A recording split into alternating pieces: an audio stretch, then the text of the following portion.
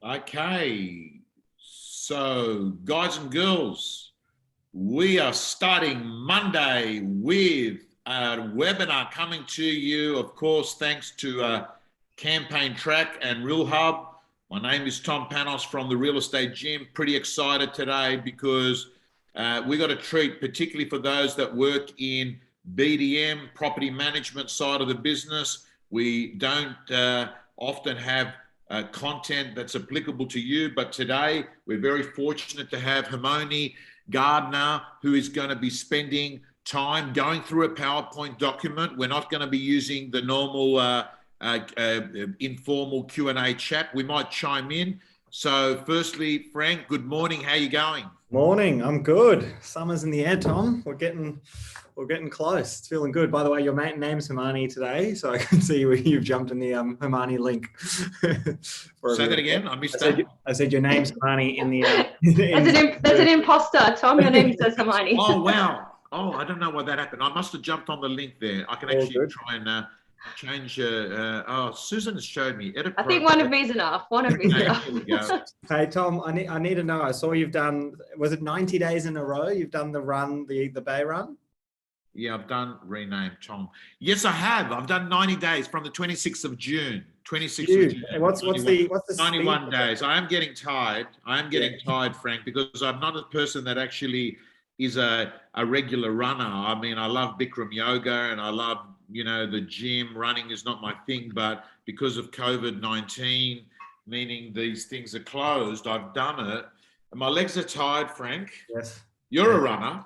I am, but the 90 days in a row, that's impressive. I'm listening to David Goggins' book at the moment. I was thinking about you. I actually think I interviewed David Goggins. I know, I saw it. It was great. The guy's a very special unit. Have you read his book? Or listened to it? Oh no, we've lost him. Or he's just excited. He's holding on with anticipation. Is it a real frozen face or a fake frozen face? While we're waiting for Tom to get back, everybody. So if you have any questions today, please pop them in the Q&A. Right. And not to get sidetracked. So beautiful. But I'm pumped and excited. Ooh, the internet says it's unstable here. Why is that? A little bit unstable. Anyway, all good. Can you hear me? We can hear you now. Yep. Now. You were frozen with anticipation a second ago, but we're back. All righty. So listen, hey, do you want to introduce Hermione officially, because I know that you've got a past history and association, and you've seen her great work. And then we'll move straight into it. I'm really pumped. It looks like it's a structured presentation that's going to talk about low-hanging fruit that's just sitting in your business. Love it. Now, I'm not going to do a very good job of introducing you, Hermione. All I'll tell everybody is one of our great, awesome shareholders who was right with us from the start, Daryl, who helped us create Realhub. Hermione is his sister. And I'll hand it over to you to tell us a little bit about yourself, Hermione. I'm Daryl's sister, that's it. He's my younger brother, so yeah. I was here first, so he can be my sibling. But it's funny that we've both ended up in the real estate space, because neither of us were like, oh, when we grew up we want to be in real estate. But yeah, my background is probably coming from a slightly different place from where maybe you guys have usually kind of approached the training and content, which is I'm coming from the good side or the dark side, the property management side, whichever way you want to look at it. So my background is I started out in property management when I was 19, and over the years I've held many different positions. I've run leasing and new business departments. I've focused on growth. I've done training and consulting. I've worked with industry software providers, and I suppose that's allowed me to just see things from very different perspectives, and also recognize that every business is very different and unique. So when I'm standing here today and I'm giving you some ideas and concepts, I'm not sitting here saying you have to do this in your business. My aim is today to unlock some potential opportunity and potentially just a different way of thinking about how you plan for and structure your business to identify some of those missed opportunities that we're not ignorant of, but just that, through been doing business the same way we've kind of always done it in this gradual evolution, there's actually some maybe smarter and easier ways we can look at to actually grow those rent rolls. So I'll skip through my who am I slide because I've just kind of talked about that. But if you're happy, I'll just jump straight in and start having a chat about this, because I suppose, especially over this last 2 years, and we won't say the C word anymore, but this last 2 years has been, very up and down. I think real estate luckily has survived quite well, housing being an essential service, but I think, depending on what area you're in, that rent roll income has proven very important for a lot of businesses. Now, I'm not telling you something that's rocket science. This has been around in the industry for a very long time now, to sort of recognize that, oh yes, having that rent roll in place is good for my cash flow. It gives me security. There's an asset value in place. So I think a lot of business owners and leaders have kind of recognized that over the years, and potentially put some focuses on it. It's quite common now for a business to have a BDM in place, or to have some strategies in place to grow that rent roll. But I think now more and more there's some potential additional opportunity available from having a larger rent roll in place. Like there is more brand exposure, there's more sales opportunities that come from having a rent roll in place. So the challenge that I see most often, however, is that we are still fairly operating both sides of a business in a silo format.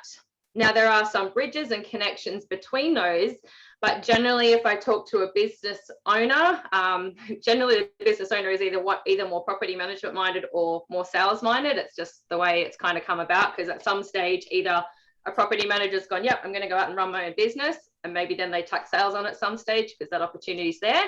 Or generally a sales agent's gone out and said, yep, I'm starting my own business, and I need a rent roll, so better tuck that on the side as well. And we can see that in the industry, all the training is very, sales or property management, all the systems and processes are very sales or property management. And, even down to, what do you want to be when you grow up? It's like, sales or property management. And so what that fails to do is it fails to recognize that, a customer or a potential client for you is not just someone who is going to sell a property once, or not just someone who is a potential landlord. They're multidimensional, and they may have multiple transactions with your business over the years, if we're able to harness that and identify that. And so what I tend to look at when I work with a new business is I look at what's actually happening in that business right now, as far as their property management results, where their rent roll's sitting, what that income is, what that asset value is. And then potentially also look at, okay, what's your sales results now? And then potentially what we can do is we can actually then model and go, well, what's actually possible and potential? And I call this like the invisible gap. It's like people don't necessarily realize what potential additional opportunity there is available there. And so, for anyone who's online today, if you jump in the chat box and let me know, like, what do you think the difference is between, a business who is getting, pretty actual standard results, and what, a potentially high performing business would be achieving? What do you think that difference might be? Jump in the chat box and let me know there. Can I ask a question on that one, Hermione? When we talk about average, what would we say the average number of transactions would be, like for the sales transactions, to be able to determine that? The average where, which location, what size of business? Well, I'm trying to guess the invisible gap here. So I'm trying to think. Okay, I'm not going to put a figure on this image. So like the invisible gap could be an income level for the business, right? It could be the difference between, I'll show you in a model. It could be the difference of $1 million in income or revenue or asset value in your business. Yeah. If you don't, you keep doing things the way that you're doing them, versus if you actually make some proactive change to connect the dots between, what could actually be leaking out of the business. So the thing that I really believe, it seems like everyone's a bit quiet on the chat there, so please jump in and don't be shy. I won't call you out and make you come up and speak on the screen, don't worry. But the difference I feel is actually down to having the skills to be able to do it. So the skills and knowledge, and then actually having a system in place. All right. And, everyone who knows me knows I'm a bit of a systems queen. Love a spreadsheet, love a system. Anyone whose kids watch Harry Potter knows that, Hermione is a wizard. And so I'm a bit of a systems wizard. But that's kind of like where I'm going to come from this angle today, in that what is the system that you have in your business, and is there potentially, much more opportunity if we just shift and tweak and develop that system a little bit more. And so what I'm talking about, in a typical agency, in what I call a more reactive kind of agency, is what we should be seeing, right? If our silos are kind of, silos, but have some, a little connection there, we should be seeing that about 80% of the investor purchases are converted onto the portfolio.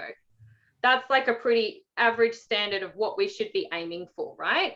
Wow. So we need to make sure that, when those investors are coming in and they're purchasing a property through our sales team, it's 80% is the kind of benchmark of what we need to be aiming for at a minimum. And then 80% of the rent roll landlords who do choose to sell should do so through our agency sales team, if we're doing like a relatively decent job in the property management side of things. So that's what I call like reactive results, right? It's like a landlord wants to sell. Oh, we've got the solution for them there. Or, oh, an investor has purchased. Oh, we've got a solution for them over here. It's a reactive process based on something occurring in your business. And so if you're not here at this stage, or if you don't know these numbers, then this is a really good place to just initially start. Okay, so initially just start by finding out, well, what percentage of the investors that do purchase through sales are coming across, okay, and figure that out. And if you don't have a way to track that at the moment, that's your step one, is figure out a way to track that, find out that number for your business, and then work out what is that gap, because this is the first thing to start working on. And then the second thing would, go on. Sorry, I was just going to say, when the businesses you work with, right, because you're a coach to a lot of businesses, is like, how many of them do you find are tracking this kind of metric? Is there a gap between doing this, or is it very common? I wouldn't say it's super common, no. Yeah, okay. No, yeah, okay. It's not, it's something that, when I start working with a business, like I do want to track this, because this is, it's a metric for, is each side of the business doing, a decent job? Because like, if it's easy and we're getting 80, 90, 100% of those people wanting to use our property management department, then hopefully it means, our sales guys are doing a good job and potentially, cross-selling well. Yes. Because the thing is, like, from the outside looking in, like a general consumer doesn't look at, a Ray White office and go, oh, that's Ray White property management. Oh, and that's Ray White sales, right? They see that's Ray White Greenpoint, as an example, where I live. Yeah. So it's very, it's an indicative factor of, are both sides, working well and fueling each other. Yeah. But it's also a good indicative factor of what other opportunity could there be available. Okay. Yes. And so if you're not there yet, like, as I said, this is the first place to focus in working out, okay, what is our percentages? How can we improve them?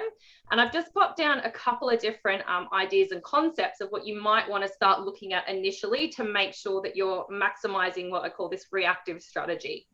And so a couple of those things, just to go through a couple of concepts for you, and I'm happy to obviously, share this content. Anyone who wants it, you can we can email out the slides and content to you. But the first thing to have a look at would be, are all of your investor purchases identified? Okay, so how and when in your sales process are these investors identified? Settlement, probably too late. But are we identifying it at exchange or during the negotiation periods, or are we identifying it the second someone inquires or inspects a property? Okay, so what stage are we identifying that they are an investor? And is that built into some sort of process or checklist or automation that is going to happen in your business to make sure that we're identifying every single one of those people? All right, and so that's one thing to have a look at. The second thing to have a look at would be ensuring that you have a seamless handover process from each department. And that might be a bit of cross-training and up-training between the departments. Because if you think that, like a sales agent, typically they might have an investor, maybe in a typical agency, they might go, hey, Jenny, property manager, like an investor's just purchased this property, go give them a call. And Jenny gives them a call and says, oh, you've just purchased the investment. Starting that whole relationship from scratch, where are we at with that possible percentage that she might be able to get that, whether or not she has sales skills or not. Whereas if that sales agent has had some, intelligence and property management insights on what are the property manager's points of difference and what are the benefits of using our agency versus another agency, and pre-selling that information and pre-selling how good Jenny is, then when Jenny calls, it's not like Jenny's just calling for a blind date. Jenny's calling with some backing and credibility behind her and a much higher chance of being able to convert that business. All right. The next thing is rewarding purchaser loyalty. Now, some of these are going to be tricky depending on your business strategy and model, but consider offering a special offer to clients who have purchased through the agency, whether that be, maybe you don't want to move you on your management fee, but considering a discounted letting fee or a discounted advertising rate for that landlord.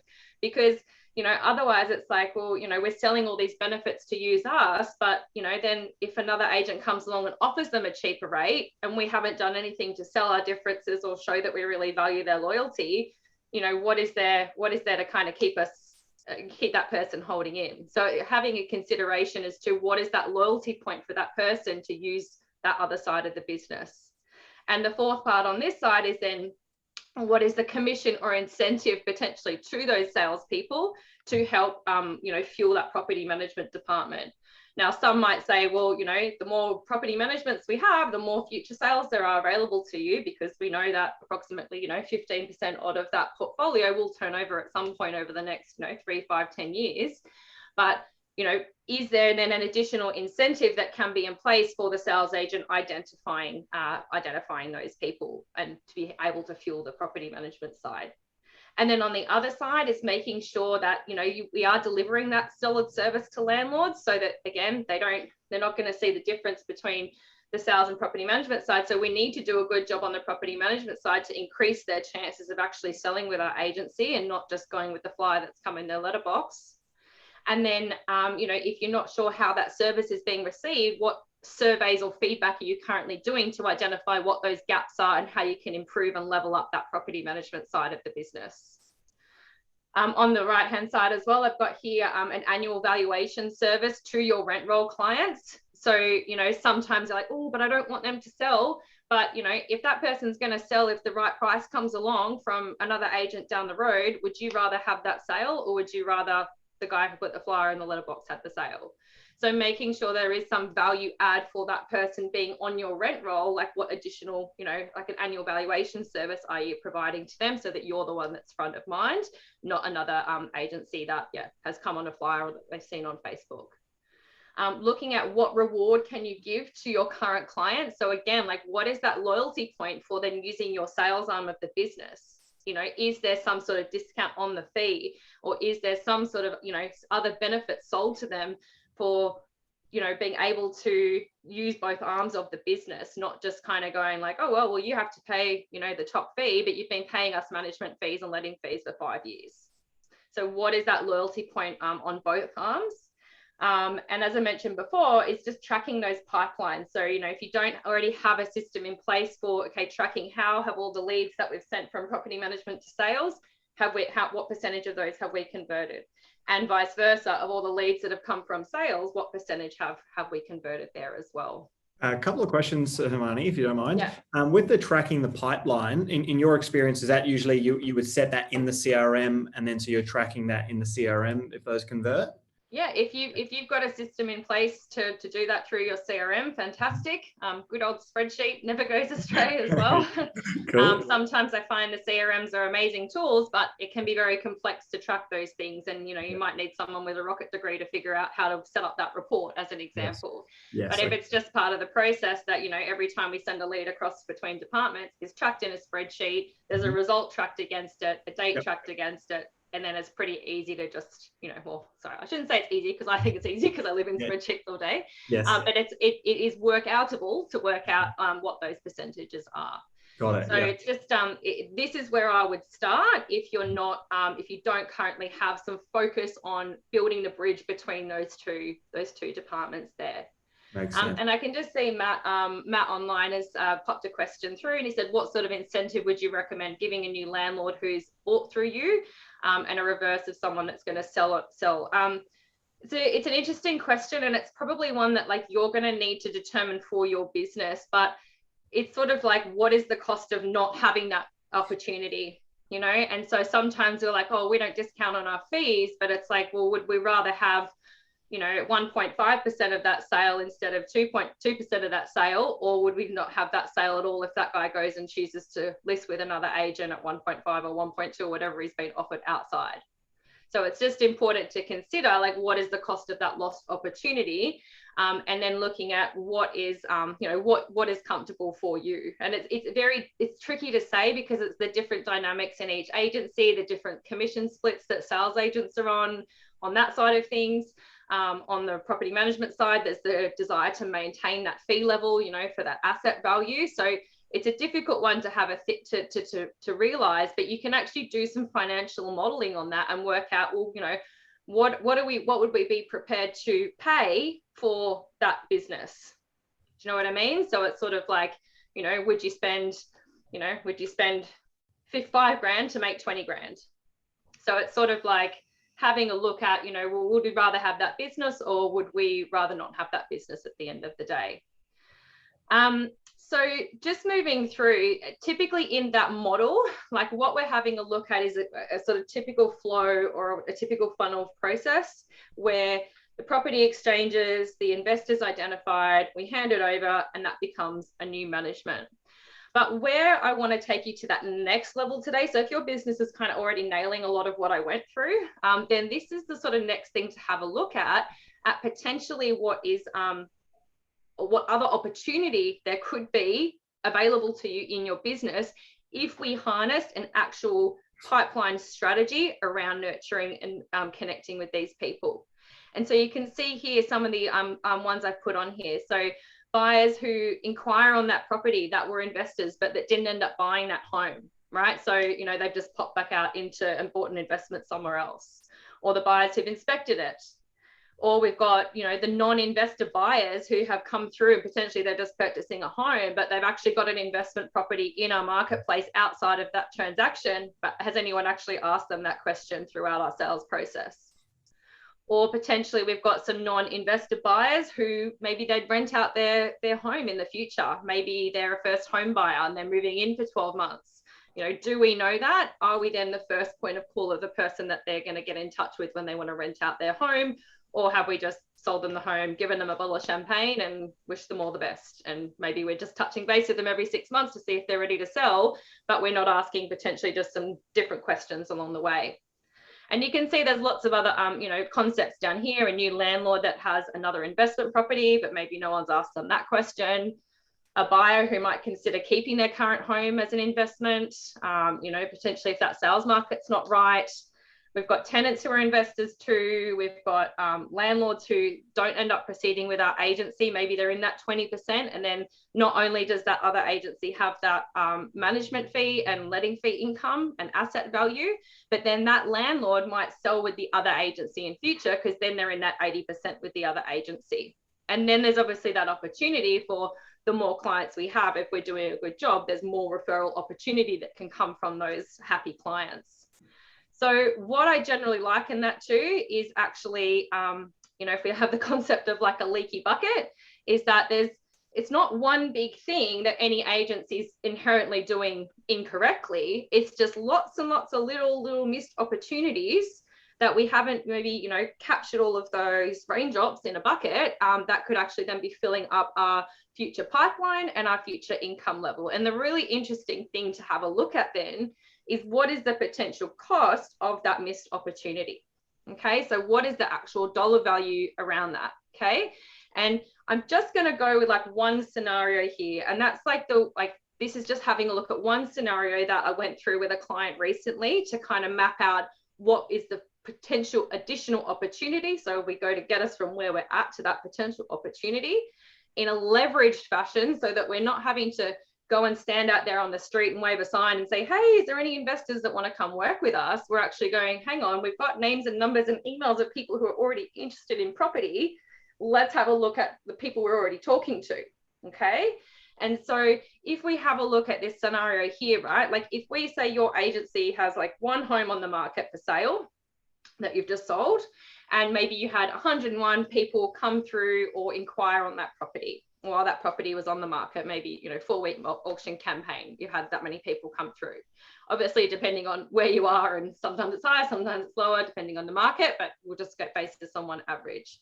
Now, we know that one person buys that property, right? And that one person was an investor. We'll say it's, a popular apartment there on the Northern Beaches, right? Which is, those numbers are probably actually quite low for what's coming through. $1.7 million and 300 potential buyers. And exactly, right? And so we know from that then there's 100 people that have come into contact with our business that didn't end up purchasing a property yet. All right. And they usually, they're in our database, they're in our CRMs, but we don't generally do a lot with them from the sales perspective, further than, calling to see if they were interested in that property they went through last week, or to see if they want an appraisal on their current home. Like, being generalistic, but that's the typical thing that I see in most businesses. But if we just hypothesized for a minute and looked at, okay, well, let's say out of those 100 people who didn't purchase yet, if just 10% of those people were looking to invest, right? And if we're talking about an investment type of property, it would probably be a lot higher, but we'll just go on this number that if 10% of those 100 people were looking to invest, so we've got 10 potential investors that we know will go and buy an investment property somewhere in our marketplace. And then if we looked at, maybe outside of that, 10% of those would have either an additional investment property outside of this transaction, or maybe they would create an investment outside of this purchase. Maybe they're, moving in with a partner and they're going to rent their other property out. So we've got then 10 plus 10, so 20 potential investors that we know are in our marketplace that are probably going to have or purchase an investment property in our marketplace, but that we're generally sort of just keeping a little bit in touch with, and then they're heading out and doing their thing, and probably typically they'll end up going with the agency that they purchased the property through, because they don't really have a prior relationship with anyone else. They haven't really been nurtured from that perspective from us, okay? Now, we're not going to get 20 of those people. Like, we're not going to get 100% of those people. Just, we're not gods. Like, we know we've got good service offerings, but let's just say on a, minimal scenario, let's say we were able to have a strategy in place, build relationships with some of those people, have a really good offering in place, and we could convert about 25% of those people. That's 5 additional managements we could be getting from that one sales transaction. That's huge. That's so 5 potential more managements from that one sales transaction. Okay, now how many sales transactions is your agency doing each month? And I'm going to just go on a really minimum scenario that your sales department does 2 investigated sales listings a month, right? And you can play with these numbers yourself.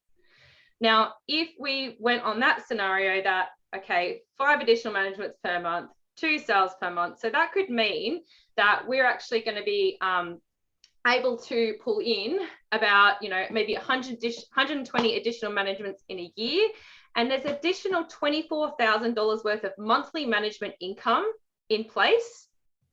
All right. And there's a potential additional income of $288,000 in annual management income, and a potential additional $864,000 in asset value from having 120 additional managements in place. Wow. Okay, so that is $1.1 million worth of additional potential asset value and cash flow available to you in your business by harnessing that 25% of those 20 available people. And that's not including then the additional potential for sales value of having those additional 120 managements on your rent roll. Huge. Can that make sense? It makes perfect sense. It's getting me jazzed up, to be honest. Can I ask? Yeah. Obviously, with your experience in the industry, like how many businesses in, like, roughly in a percentage would you say are missing out on this or capitalizing on this? If we go back off that 80-20 rule that I went down before, like, well, probably less, like 20%. Like, like a business that's doing this really, really well, like even businesses that have, BDMs in place and kind of have some strategy around this are not harnessing every possible opportunity. And I'm not here to say, okay, we've just got to suddenly hustle and grind on this, right? But like, what if we had harnessed half of that, right? Like, had half, $400,000 in extra asset value when you saw your rent roll in 5 years? What if you had an additional $140,000 in annual income? Would you like to have that in your life or your business? Would you like to have additional 60 managements for your sales agents to be able to sell from over the next 3, 5, 10 years. That's more opportunity for you, more opportunity for your team, more opportunity for, you know, your property management team as well. And all of that is built on not having to go out and spend, you know, tens of thousands of dollars on a marketing campaign. That's actually just going, let's get smart with the strategy we're using when we're speaking to these people, when we're communicating and connecting with these people and offering these people, so that it's not operating in the silos. It's actually going, we're a property business and we can help people in a multi-dimensional fashion. And that's where, you know, I love this quote because it's all around the success and that opportunity gap that I spoke about before. So success is where opportunity meets preparation. Okay, so all of this is just about having a plan in place to be able to deal with it. And the plan that I call it, it's just the potential prospect pipeline system. And so it's when you're sitting down to plan your systems and processes and procedures, is, you know, looking at not just each one in its own silo, but looking at how are we actually filling both of those? Because, you know, the more property managements we have, the more sales we can do. The more sales that we have, the more potential property management opportunities there are. Like they genuinely go hand in hand, but we're generally not building our systems and procedures and goals with fueling both of them in mind. And if you are online today and you're like, I'm already doing this, then awesome, like that's amazing. And I'd love to hear if anyone's already really nailing this online. You know, there are a few agencies who are doing this, but generally what I find is when I do start working with a new client is there's all this untapped opportunity, and there's just a few things we need to do to kind of create a system. Okay, and this is like this 4-part system that I usually work with a business, and we put, you know, 4 of these strategies in place, and it can actually start tapping into some of that opportunity.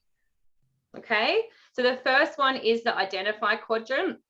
So that is talking about, like, how do we identify these people, right? So if we go back to those numbers I looked at before, that one buyer who comes through your open home and doesn't buy that property and goes back out into the marketplace, he could be potentially, if he goes and buys an investment property in your marketplace and we don't have that management and we aren't able to sell that property in the future, that is $25,000 worth of business that another agency could get from that person over the years. I think I based it like on a 5-year scenario. Right. So what if, you know, every person coming through your open home had a $25,000 dollar sign on their head? we might nurture them a little bit differently, right? But it's all around, okay, well, who's going to target these people, or who's going to nurture these people and when? So I sort of think you kind of got 4 main scenarios that an agency's got available to them. So the first one is maybe you use your property managers to be able to nurture this sales data. Now, you know, I'm a property manager, so I say this with complete love. We're not generally good salespeople. You know, we're generally pretty time poor. We've got a couple other things that we've got going on at any one time. And so quite often we're a bit scared of picking up the phone and making a more sales geared call. But if you did have a property manager and that's your only option, then there is some dialogue. I've got some fixed dialogue that property manager can get on the phone and speak to potentially sales buyers after they've, you know, come through, maybe a week or 2 after they've been through a property, or after a property has sold, to be able to give, you know, some nurture, support and service and identify these investors from the property management side. Okay, so that's one option you've got. The second would be to hire a BDM, which is the much more common scenario, but still I have BDMs come to me and say like, oh, you know, where do I find new landlords? Where do I find new investors? And we kind of like go, okay, let's look over here back at the sales department, because you've got 10 listings a month and you've got 20,000 names and numbers in this database, right? Like, so that BDM is a good option because they're generally more sales geared. They're good at selling. They're not really hopefully too scared of picking up the phones. And so that BDM would do that sort of same scenario I spoke about with the PM. So they're going to call through the sales buyers that have either inquired or come through a property. They're going to be approaching the conversation from that investor angle, and they're, you know, potentially going to identify who those people are to be able to nurture them, build a relationship with them, so that even if they do purchase through another agency, we've offered them that support and service along the way, right? And sure, we're not getting paid for it at that stage, but we've just worked out that that person could be worth 25 grand to our business over the years.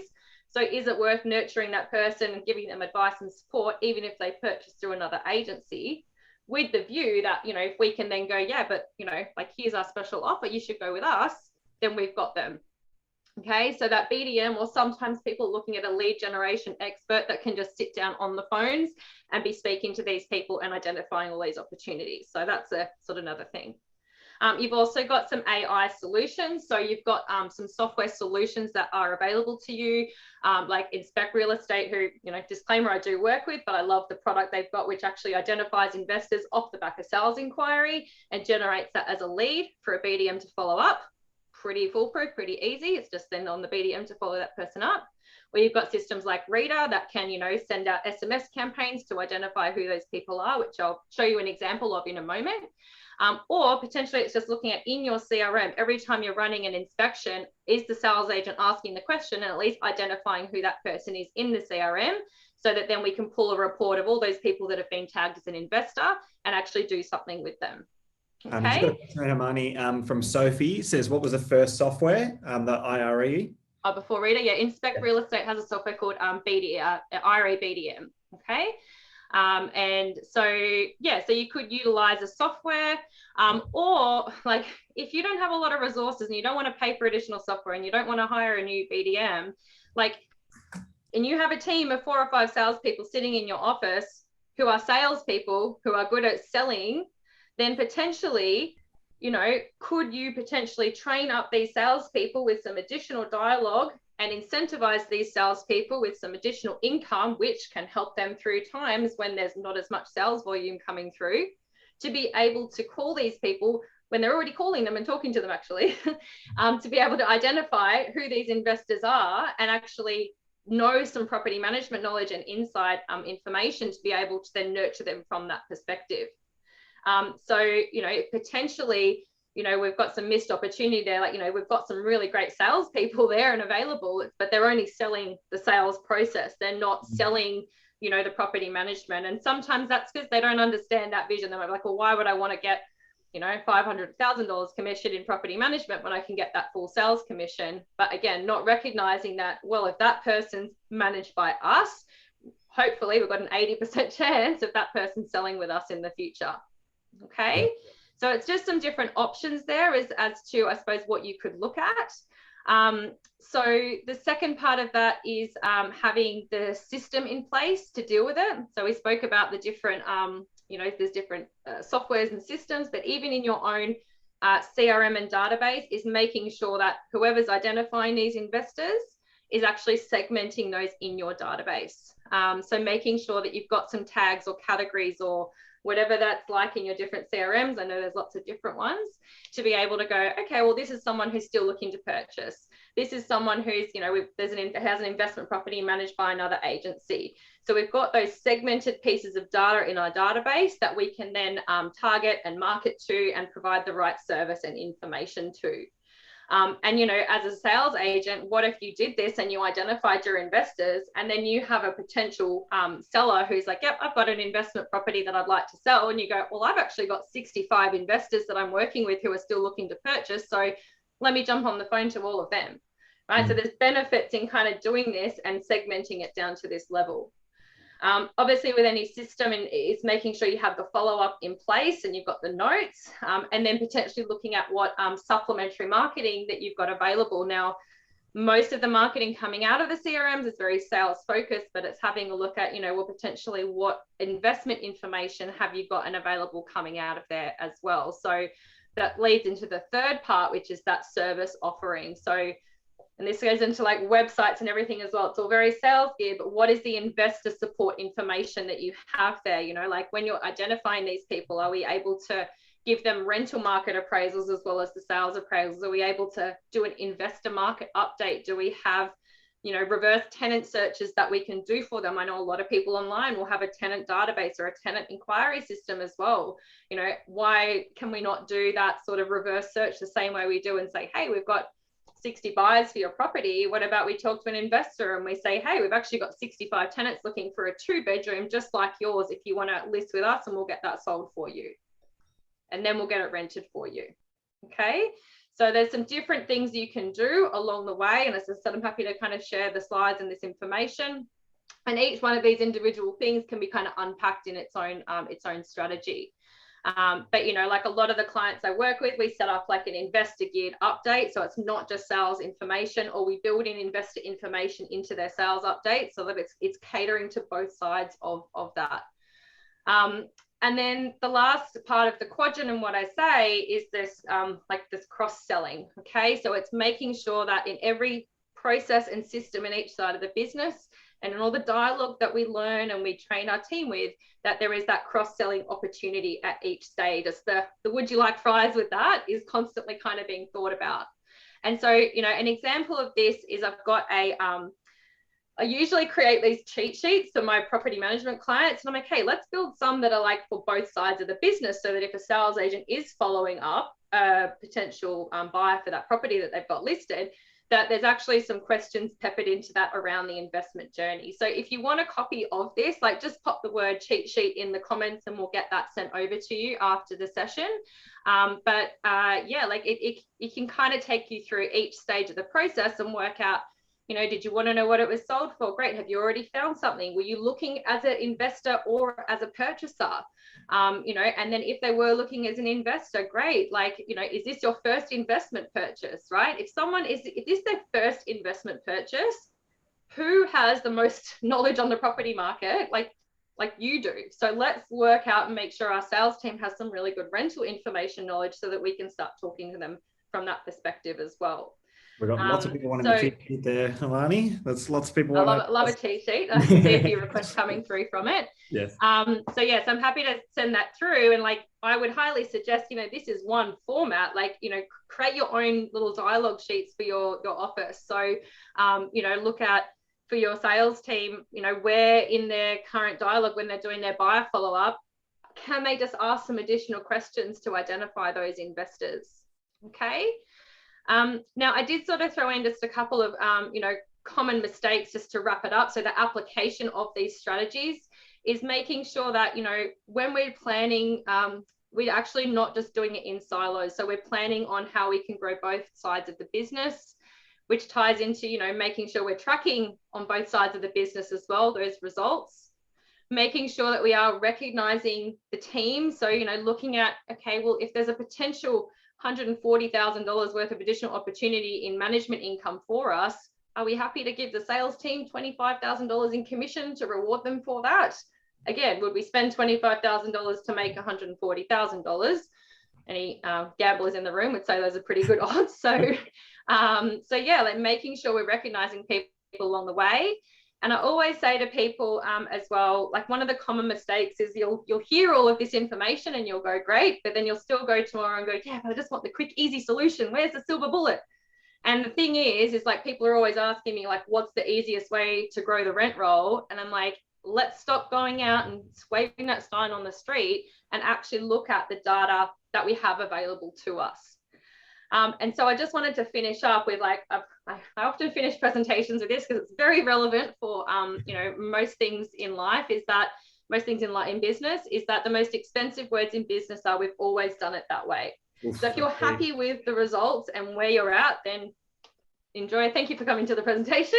And, you know, that's fine. If you're happy with that and that you've got a comfortable income level, I'm not saying you have to go out and do any of this, but if you feel like there is more, I want to be more, I want to have more brand exposure, I want more sales, I want more property management, then let's look at a new way of doing it and designing our planning from, you know, this perspective and seeing what difference that can make in the business. So I'll open it up now for Q&A. I don't know if I might have a look back through the comments and see if we've missed any questions, but yeah, that's kind of just a little thought bomb I wanted to drop in on everyone today. That was good. Thank you so much, Marnie. So we've had quite a couple of comments, lots of people saying cheat sheets, so we probably don't need to answer those.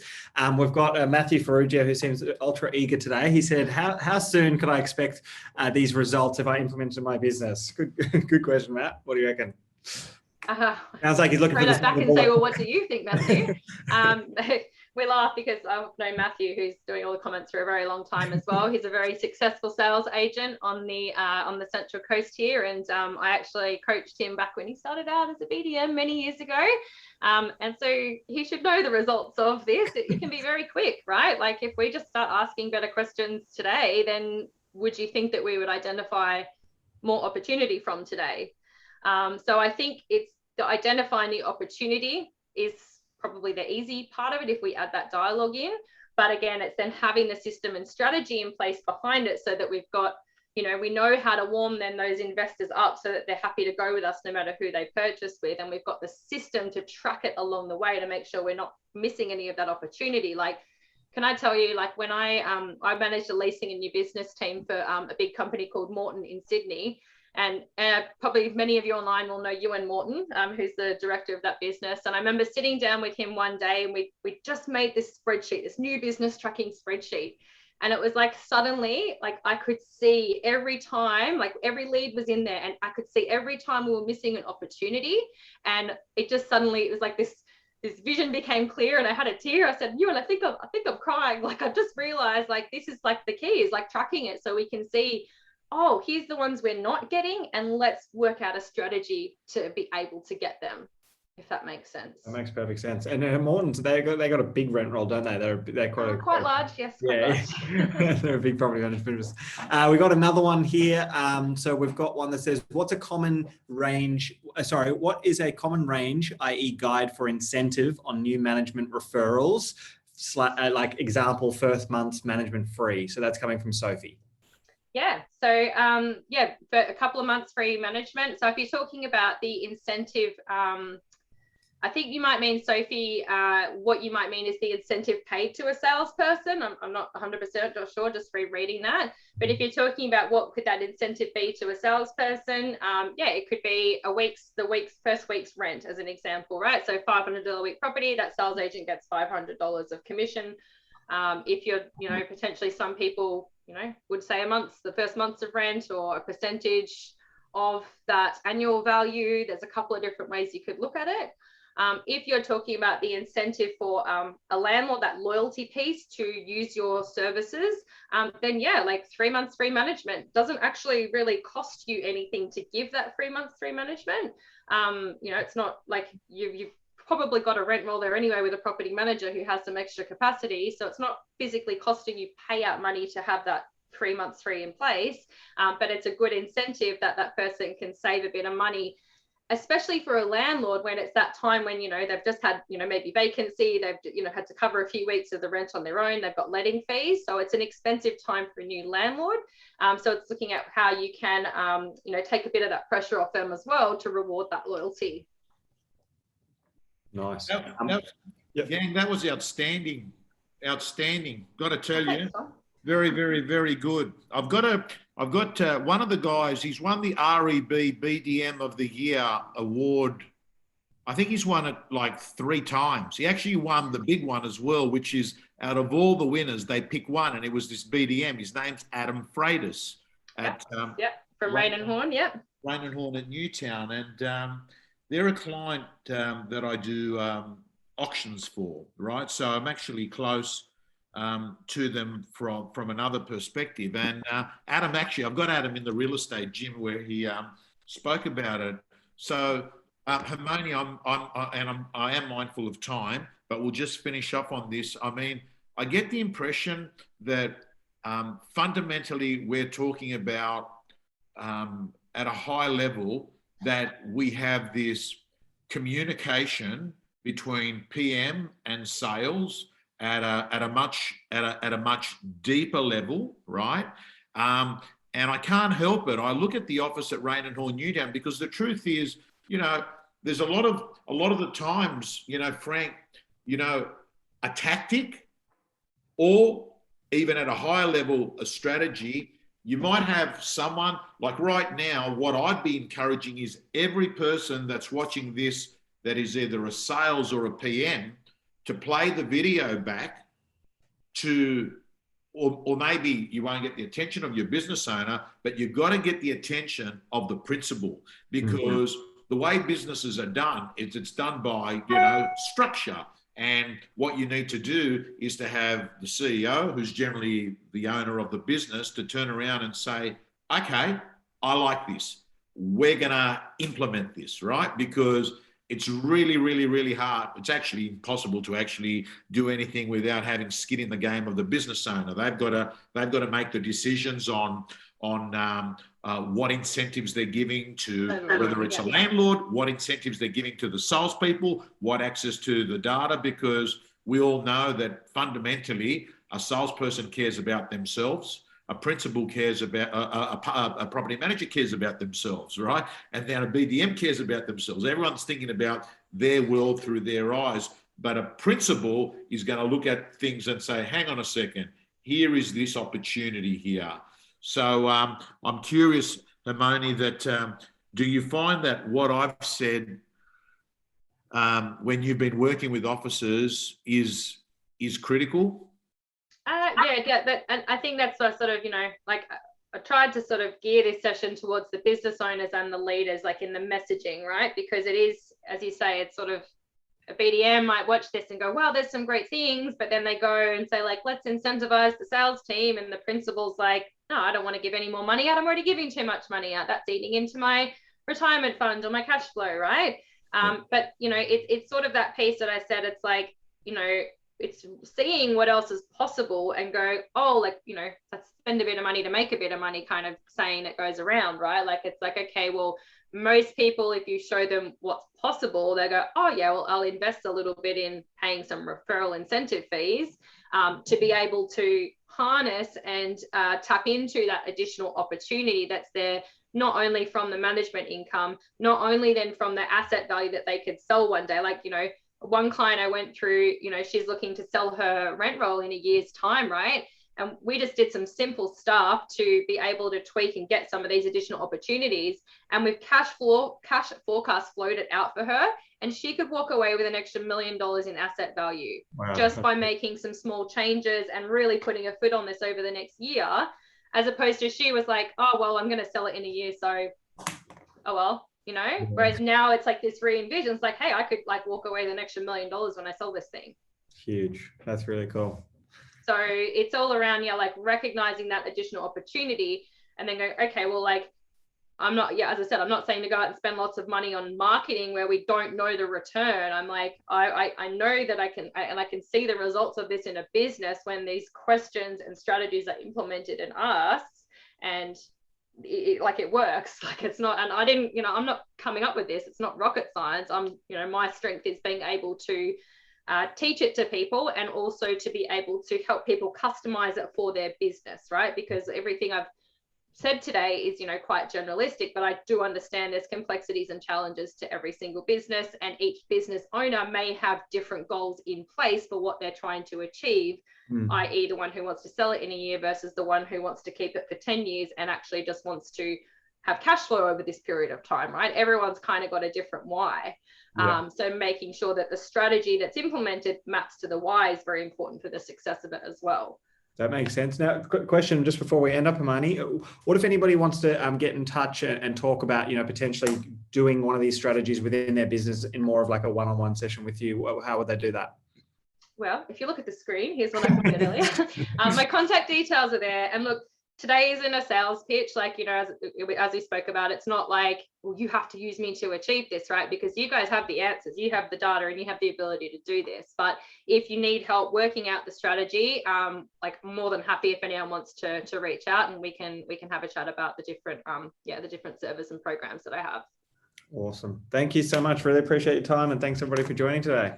That's okay. I'll just mention, if we did miss any questions, we'll go back through the transcript and make sure that we've answered any of them as well. Love that. Thank you. All righty, gang. Let's have a great week. Thanks, Hermione. Frank, thank you so much. Thank you. Appreciate it. See you guys. Bye.